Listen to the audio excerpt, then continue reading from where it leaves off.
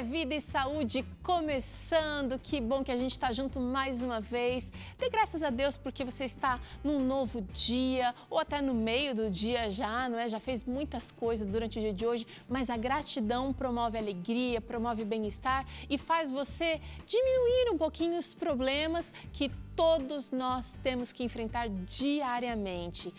Pratique gratidão, seja grato e você vai ver que funciona, viu? Hoje a gente trouxe aqui um texto da Bíblia para você, Salmos 30, verso 5, vou corrigir aqui, 30, verso 5 diz o seguinte: o choro pode durar uma noite, mas a alegria vem pela manhã.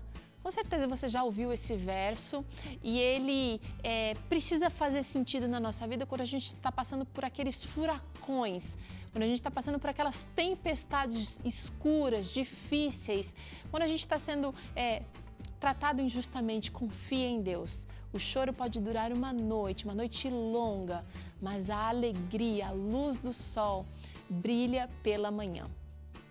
E no programa de hoje a gente vai falar sobre dor de cabeça, um problema que pode atrapalhar a vida de muita gente. Tem dor de cabeça mais fraquinha, tem dor de cabeça mais intensa, tem a enxaqueca. E aí, como é que você caracteriza as suas dores de cabeça? E eu já vou começar jogando a bola aqui para o Dr. Paulo, que é neurologista, participando aqui do Vida e Saúde hoje, e eu quero saber se é normal sentir dor de cabeça. Todo mundo sente uma vez ou outra na vida, mas é normal? É comum, é frequente sentir dor de cabeça e dependendo do gatilho, do estímulo, e se for uma coisa rara, a gente pode até chamar de normal. Tá. Mas é importante prestar atenção quando a dor de cabeça é alguma coisa a mais e quando que a gente tem que procurar atenção por causa da dor de cabeça. Queria saber o seguinte, quais são os tipos de dores de cabeça mais comuns que alguém pode perceber ou identificar, doutor? Teru, a classificação, tem um livro que chama Classificação Internal de Cefaleias, é um manual, e tem vários tipos de dor de cabeça. E de acordo com o tipo, pode variar a localização. Por exemplo, a enxaqueca ou a migrânia, ela é mais comum na região aqui do lado e tem uma característica mais pulsátil. Tem algumas cefaleias que a gente chama de cefaleias trigêmino-autonômicas, que podem dar sintoma de lacrimejamento, vermelhidão dos olhos. Cefaleia tensional, que é uma outra causa muito comum, muito frequente também de enxaqueca, pode ser uma dor pesada aqui na frente, ou dos dois lados, ou até atrás da cabeça. Agora, mais importante até do que essa divisão entre os diferentes tipos, existe uma classificação e uma divisão nessa classificação que todo mundo precisa saber. A gente precisa saber reconhecer o que é uma cefaleia primária e o que é uma cefaleia secundária. O que é uma dor de cabeça primária e o que é uma dor de cabeça secundária. Explica pra gente. E isso é fundamental. Cefaleia ou dor de cabeça primária é quando o problema é a dor de cabeça. E é o que a gente está mais acostumado a ver no dia a dia, enxaqueca, cefaleia tensional e outras coisas assim. Essa daqui, né, que são as laterais Isso, aqui. que fica apertando, ou que dói um pouco aqui atrás, e que a pessoa tem várias vezes, tem desde que era mais nova, e vem sempre do mesmo jeito. Cefaleia primária, então o problema é a dor de cabeça. Agora, cefaleias secundárias acontecem quando tem algum outro problema ou alguma outra doença e a dor de cabeça é só um sintoma dentro dessa doença. Isso é que a gente precisa saber e precisa prestar atenção. No caso, por exemplo, de febre amarela. Tem a febre e tem a dor de cabeça, e dor no corpo. Essa é uma dor de cabeça por infecção. Pode acontecer também na meningite. Um dos sintomas principais da meningite é a dor de cabeça.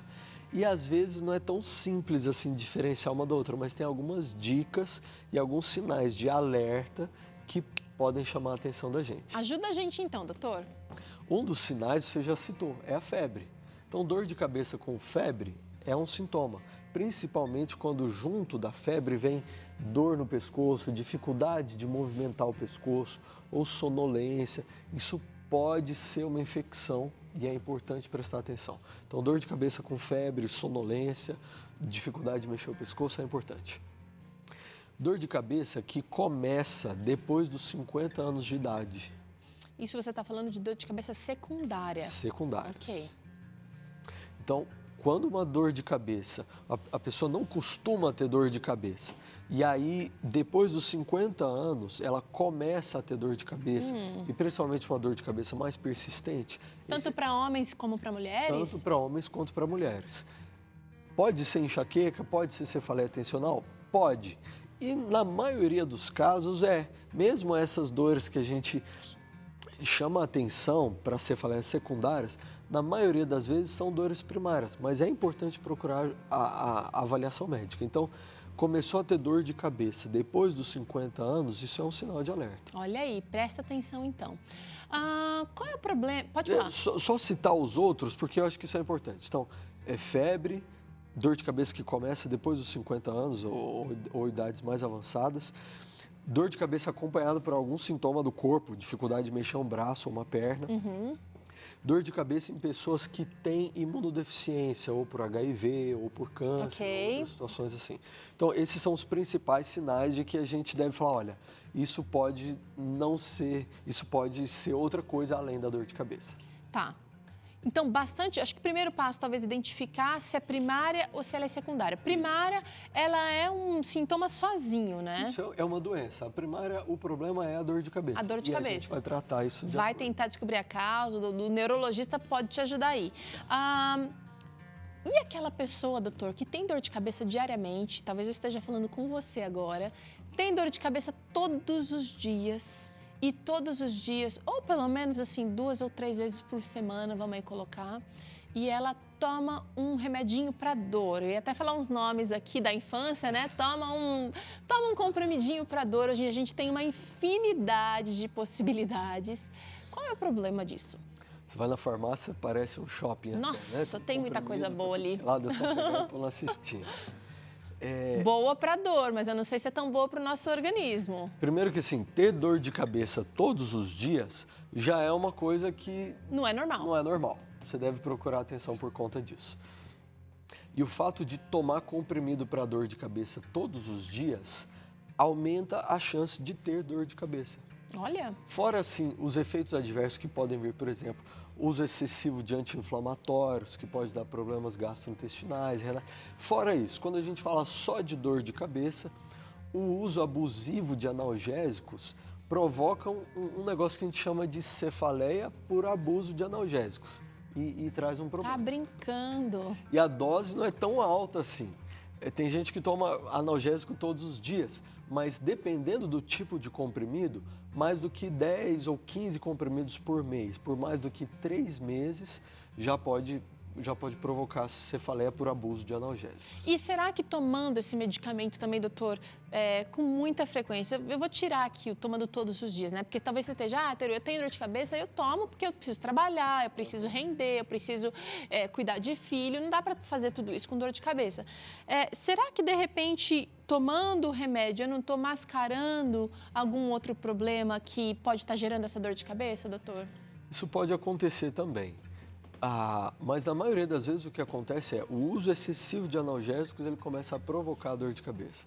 E aí, parte essencial do tratamento é tirar os analgésicos. É interessante porque você falar isso para alguém que está tendo dor de cabeça... Puxa, ela vai querer te esganar, doutor. É difícil. Mas quando a pessoa acredita e confia, os primeiros dias são mais difíceis, mas a melhora depois é visível. Tá. É claro que isso tudo deve ser orientado pelo neurologista para a gente diagnosticar se é uma enxaqueca, uma cefaleia tensional, alguma das outras cefaleias primárias, ou se não, se eu preciso fazer uma avaliação mais a fundo para uma cefaleia secundária. Eu vou falar uma coisa assim que eu percebo comigo. Eu rarissimamente tenho dor de cabeça. Nem durante a TPM, que a mulherada sente dor de cabeça com mais frequência, eu não tenho. E eu, por isso, acho que eu sou um pouco mais intolerante à dor de cabeça. O dia que eu tô com aquela dorzinha de cabeça bem fraquinha, eu fico chata. Mas assim, eu percebo o seguinte, às vezes... Quando eu bebo água ou eu faço uma análise, o que será que me deu dor de cabeça? E eu tomo mais água, capricho na ingestão de água, normalmente ela melhora sem uso de nenhum tipo de remédio. Então, às vezes a gente pensa assim, eu vou usar o caminho mais convencional, não seria nem mais curto, né? Porque o mais curto é a água que você, antes de tomar o remédio, você pode tomar água. E a gente, às vezes, acaba não analisando os nossos hábitos. E eu vou perguntar agora, o pessoal foi para a rua... para perguntar para as pessoas, a Rafa foi, na verdade, para perguntar para as pessoas o que elas fazem, como que elas resolvem a dor de cabeça. Vamos dar uma olhada. O tema do Fala Povo de hoje é super chatinho. Sabe por quê? É dor de cabeça. Quem gosta de ter dor de cabeça, não é mesmo? Eu vim até a Avenida Paulista. Eu vou conversar com as pessoas que estão passando por aqui para descobrir se elas sofrem com essa doença. Será? Queria saber, você tem dor de cabeça? Não. Nenhuma? Nenhuma. Ai, que bom! De vez em quando eu fico muito tempo sem comer, dá dor de cabeça porque a gente fica estudando, trabalhando muito tempo e aí dá dor de cabeça. Não muita. Várias vezes. Bastante. Muita. Durante a semana, qual é a frequência? Umas 2, 3 vezes. Não, é bem raro. Normalmente, assim, uma vez por mês, bem pouco, normalmente. Essa semana, eu sempre acordo com dor de cabeça, mas 2, 3 vezes por semana. E aí, você imagina o que te causa tanta dor de cabeça? Estresse, dia a dia, trabalho. Eu acho que é quando eu como coisas que estão salgadas e estresse também de ficar pensando em várias coisas. Você já foi procurar médico? O que você faz para tirar a dor? Eu só tomo remédio para dor de cabeça, só. Médico eu nunca fui. E aí, o que você faz para tirar essa dor de cabeça? Remédio. Automaticamente já penso em ir na farmácia e comprar um remédio. Normalmente eu tomo chá. Eu não costumo tomar remédio porque eu não gosto muito, então eu tomo um chá ou uso óleo essencial, alguma coisa mais natural mesmo. Olha aí, várias resoluções. Gostei do chazinho, da água. Tem gente que vai direto no remédio. E muitas pessoas falaram, doutor, que o que gera dor de cabeça, né? A opinião se divide. Alguma coisa que eu comi não me caiu bem. O menino ali falou estresse, o trabalho. Tudo isso pode mesmo gerar ou é coisa da nossa cabeça? A gente chama isso aí tudo de gatilhos. E os gatilhos para dor de cabeça variam mesmo de pessoa para pessoa. Os mais comuns são o que o pessoal citou na reportagem: falta de sono, ansiedade, o que você citou agora há pouco, desidratação, também é um gatilho para dor de cabeça. E é importante a gente identificar quais são os nossos gatilhos para ter dor de cabeça e evitar isso no dia a dia. Teve gente que falou que é pelo alguma coisa que come e não caiu bem. E teve gente que falou que é falta de comer, pode dar dor de cabeça também. São dois gatilhos muito comuns. Eu nem costumo passar assim uma lista de não coma isso porque isso dá dor de cabeça, porque é muito individual. Mas pessoas que têm dor de cabeça com frequência, geralmente identificam na sua alimentação o que provoca dor de cabeça. Eu estou percebendo então que esses gatilhos são inúmeros. A gente trouxe aqui 3 que estão muito relacionados com o nosso comportamento, estilo de vida, aliás, com o nosso ambiente também. Às vezes de trabalho, coisas que até a gente não consegue muito controlar, né? O estresse, por exemplo, a ansiedade, são coisas que a gente pode administrar, mas muitas vezes não controla o que chega pra gente. Inclusive, a abordagem de estresse e ansiedade faz parte do tratamento de dor de cabeça crônica. De pessoas que têm dor de cabeça com muita frequência, são coisas que a gente aborda no tratamento porque podem ter influência. E, doutor, quando a gente está com a cabeça quente ou com dor de cabeça assim, parece que uma coisa somada à outra se torna um problemão, porque a gente não consegue raciocinar direito, pensar direito. A dor atrapalha mesmo o desempenho das nossas tarefas diárias. Sem dúvida. As cefaleias, mesmo as primárias, a dor de cabeça primária, ela tem influência na qualidade de vida, sem dúvida, porque ela influencia a qualidade dos relacionamentos, o desempenho profissional, o desempenho nos estudos. Dor de cabeça é um negócio que a gente precisa acompanhar e, por muitas vezes, tratar também. Aqui tem um outro gatilho que é falta de sono.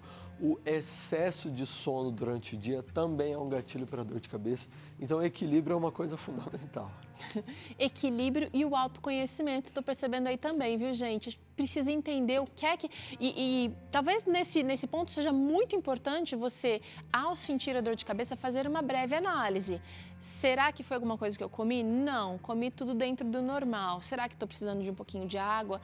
Minha noite de sono? Analisar um pouquinho os hábitos e as mudanças que aconteceram, especialmente para chegar no neurologista com uma ajudinha, né, pro profissional, porque às vezes a pessoa chega lá, eu tenho dor de cabeça todos os dias, mas não analisa, toma o remédio, resolve a dor, Agora, a dor de cabeça significa que alguma coisa não está legal. Isso é fato, doutor. Por mais que ela seja uma coisa comum, ela é uma representação de que alguma coisa não está 100%. E muitas vezes a dor de cabeça ela pode representar alguma coisa que é mais difícil de tratar.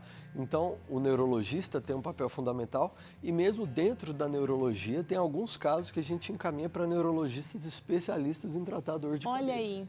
Tudo depende de cada caso, da gravidade, da frequência, da dependência de analgésicos e tudo mais. Doutor, queria que você me explicasse qual é a diferença entre dor de cabeça, cefaleia, né, e a enxaqueca. A enxaqueca ou a migrânia é um dos tipos de cefaleia primária. Então, é um dos tipos de dor de cabeça. A enxaqueca geralmente é uma dor que vem de um lado só, que tem uma intensidade moderada ou até forte, que geralmente é pulsátil, não é aquela dor tanto em aperto. Durante os episódios de enxaqueca, a pessoa tem mais sensibilidade à luz e ao barulho. Ao cheiro também. Ao cheiro também. Pode acontecer náusea e às vezes a pessoa vomita durante os episódios de dor de cabeça. Então, essas são as características principais que definem a dor de cabeça como enxaqueca. A duração dura até 72 horas, um episódio de enxaqueca não tratado. Então, são essas características que definem a enxaqueca. Ela é um dos tipos de dor de cabeça. Tá. Bom, eu acho que logicamente, quando a gente tem um problema que a gente identifica que, poxa, tá faltando descanso mais pleno aqui, ou cortar o excesso, né? Controlei a ansiedade, ou bebi água, a gente resolve o caso da dor de cabeça. Porém, quero saber quais são os outros tipos de tratamento para dor de cabeça. Você falou que tem alguns casos que precisa retirar os analgésicos. Calma aí, que isso é feito com um especialista. Você que depende dos analgésicos para seguir a vida. Mas eu quero saber quais são os outros tratamentos ou abordagens quanto à dor de cabeça, doutor. Tá certo. A gente pode fazer uma abordagem, igual eu falei, por exemplo, para tratamento de estresse e ansiedade. Atividade física regular também é uma outra abordagem que ajuda muito no controle dos episódios de dor de cabeça e a gente usa alguns medicamentos para casos selecionados que reduzem a chance de ter episódio de dor de cabeça. Então, não são analgésicos gerais. Tem várias classes de medicamento que a gente pode usar, mas que mostraram que reduzem a chance de ter episódios de dor de cabeça, reduz o uso de analgésicos, isso dá um tempo um pouco maior para a pessoa se adequar, para melhorar a sua qualidade de vida, para melhorar alguns hábitos e aí para conseguir ficar mais independente também desses medicamentos. Então, a terapia envolve medicamentos, pode envolver acompanhamento psicológico, com terapia cognitivo-comportamental, atividade física, higiene do sono adequada, hidratação. E quero saber, agora você já falou, agora eu quero saber também daquelas receitas de vovó, fazer um escalda-pés, colocar uma compressa gelada na cabeça. Teve alguém que citou aqui no vídeo que usa óleos essenciais, como de lavanda, por exemplo, é muito eficaz para enxaquecas, por exemplo. Essas são algumas medidas auxiliares e que muitas vezes podem resolver o problema de imediato ali. Então, massagem também pode ajudar. Que vai aliviar a tensão, né? Exato, terapia com... Algumas pessoas fazem com terapia com aroma, mas quando é enxaqueca, por exemplo, aí não dá. O cheiro ele pode prejudicar aquele episódio. Mas tem sim algumas terapias auxiliares nesse processo. E doutor, a gente acabou não falando, por exemplo, no caso de alergias alimentares, que podem ser... que podem resultar em dor de cabeça ou ser mais um dos gatilhos. É comum alergia alimentar ou até alergias em geral, a rinite, também apresentar dor de cabeça? Sem dúvida, principalmente quando a gente fala de rinite ou até de infecção, que é a sinusite, isso pode provocar uma cefaleia mais localizada, mais intensa, mais difícil de tratar. Mas aí a gente já tá falando também de, mesmo sendo causas mais simples, causas secundárias de dor de cabeça. Certo. A rinite, a sinusite e tudo mais. No caso da alimentação, há pessoas que têm intolerância a algum tipo de alimento, podem ter dor de cabeça por isso. Então, a intolerância à lactose, em quem tem... Os alimentos mais pesados também, isso né? também pode acontecer. Agora, mesmo alimentos que são saudáveis, podem ser gatilho para dor de cabeça para uma pessoa específica. Então é importante prestar atenção nisso no dia a dia. Tá certo, doutor. Muito obrigada mais uma vez pela participação agradeço. aqui no Vida e Saúde. O doutor Paulo esteve com a gente durante todo esse mês aqui, uma vez por semana, explicando algum tema interessante em que ele atua e que Deus te abençoe, viu? E as portas estão abertas aqui novamente para você, tá? Eu que agradeço. Olha só, no próximo bloco, você que se sente mal amado, mal amada, que anda em dúvida se a relação realmente deve ser levada adiante, precisa acompanhar o Claramente com o Dr. César Vasconcelos, logo depois do intervalo. E a receita de hoje que você aprende é esse bolo saudável de laranja. É vida e saúde, não perde não, a gente já volta.